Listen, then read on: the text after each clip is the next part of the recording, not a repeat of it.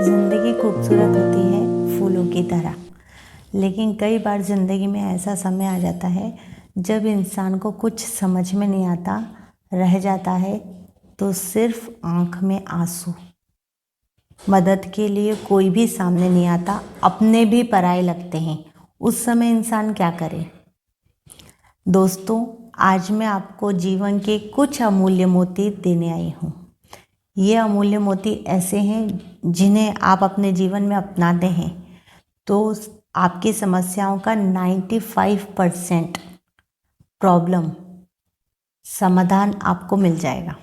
95% आपकी प्रॉब्लम जो है वो सॉल्व हो जाएगी। पहला मोती जो मेरे पास है वो है रोल मॉडल।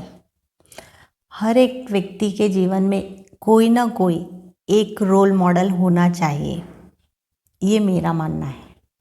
चाहे वो आपका इष्ट मित्र हो सकता है, आपका इष्ट देवता हो सकता है, मान लीजिए गणेश जी, शिव जी या दुर्गा जी। कोई भी आपका मित्र हो सकता है, इष्ट हो सकता है, इष्ट देवता हो सकता है, माता पिता हो सकते हैं, आपका कोई दूर का रिश्तेदार हो सकता है।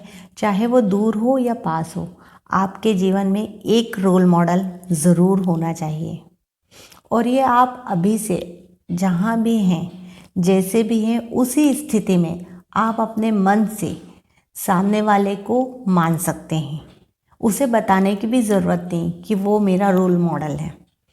और उस रोल मॉडल से आप ज़िंदगी में जब कभी परेशान हो, आपको कोई समस्या का समाधान नहीं मिल रहा हो, आप उससे सलाह ले सकते हैं। उसे छोटी मोटी बातें कर सकते हैं, छोटी मोटी खट्टी मीठी जो भी आपको बातें हैं, जो भी आपको शेयर करना है, आप उससे बेहिचक शेयर कर सकते हैं। आपको अपने जीवन में रोल मॉडल बनाना है। दूसरा अमूल्य मोती जो मेरे पास है वो है आपकी जिम्मेदारी। आपको कोई भी कार्य पूरी जिम्मेदारी के साथ निभाना है। आपको अपनी जिम्मेदारियों का एहसास होना चाहिए। अगर हम कोई भी कार्य सोचते हैं ये अच्छा होना चाहिए, तो उसके लिए वो कार्य हमें ही करना होगा और पूरी जिम्मेदारी के साथ करना होगा। अगर आपको किसी की मदद चाहिए तो आप बेहिचक मांग लें, उसके लिए शर्मिंदा ना हो, क्योंकि ज़िंदगी में जब कभी कोई कार्य हम करते हैं उसके लिए हमें दूसरों की सहायता ज़रूर लेनी पड़ती है और कई बार करनी भी पड़ती है। तो हमें कोई भी कार्य पूरी जिम्मेदारी और उत्तरदायित्व के साथ करना है। कोई भी कार्य को संपन्न करना है। आप देखेंगे जब आप जिम्मेदारी ले लेंगे और वो कार्य को करने के पीछे लग जाएंगे तो सफलता आपसे ज़्यादा दूर नहीं रहेगी। आप सफलता आपके कदम चूमेगी। तीसरा जो अमूल्य मोती वो है, ये है आपकी सेहत। वैसे सेहत का तो सबसे पहले ध्यान रखना है आपको, लेकिन आजकल व्यस्त लाइफ में इंसान सोचता है कि मैं पहले पैसा कमा लूँ फिर सेहत कमाऊँ। ऐसा नहीं करना है, क्योंकि अगर आप पहले पैसा कमाएंगे और फिर सेहत कमाने का सोचेंगे तो वो जो पैसा कमाया है वो सेहत पे ही लगाना पड़ेगा। इसलिए आपको काम करते हुए अपना आराम भी रखना है, अपना हेल्दी फूड लेना है, व्यायाम करना है, स्वच्छ ऑक्सीजन लेनी है, प्लस आपको अपनी सेहत का ध्यान रखना है। टाइम टू टाइम डॉक्टर के पास अगर आपको कोई प्रॉब्लम है तो चेकअप भी कराना है। उसके लिए आपको पीछे नहीं हटना है, क्योंकि आजकल की जो व्यस्त लाइफ है, अगर आपका शरीर स्वस्थ नहीं रहेगा तो आपको 10 बीमारियां घेर लेंगी आगे। और जो कमज़ोर शरीर होता है वो ज़रूर बीमारी पकड़ता है। तो आपको सेहत का ध्यान रखना है। फोर्थ अमूल्य मोती जो है ये है जागरण। आपको अपने जिम्मेदारियों के साथ कार्य करते हुए और अपने जीवन में आपको जागरण रखना है, सोना नहीं है। मीन्स सोते हुए आपको ध्यान रखना है कि आपका क्या उद्देश्य है। आपको सोना मीन्स ये वाला सोना नहीं, आपको जागरण रखना है, जागृति रखना है।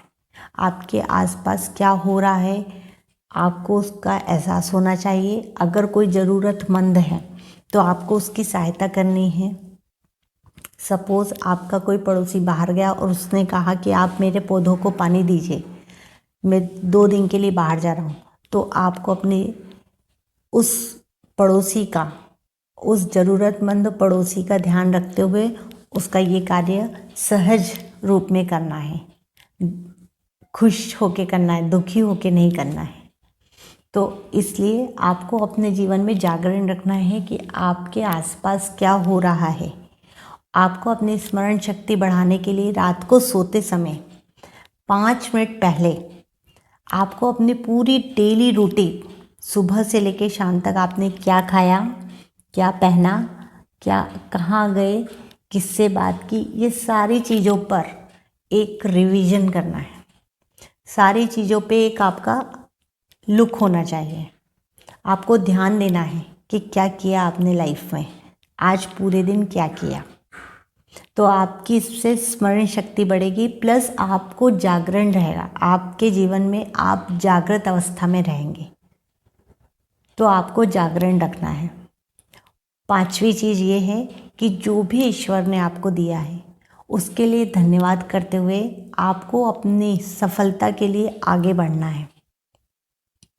आपको जो भी ईश्वर ने दिया है, सपोज़ आपको एक बड़ी गाड़ी चाहिए है लेकिन अभी आपके पास छोटी गाड़ी है, तो आप उसके लिए भगवान का शुक्रिया अदा करते हुए, बड़ी गाड़ी के लिए जो भी मेहनत होती है वो मेहनत करते हुए आपको भगवान का शुक्रिया अदा करना है, प्लस उसके लिए मेहनत करनी है।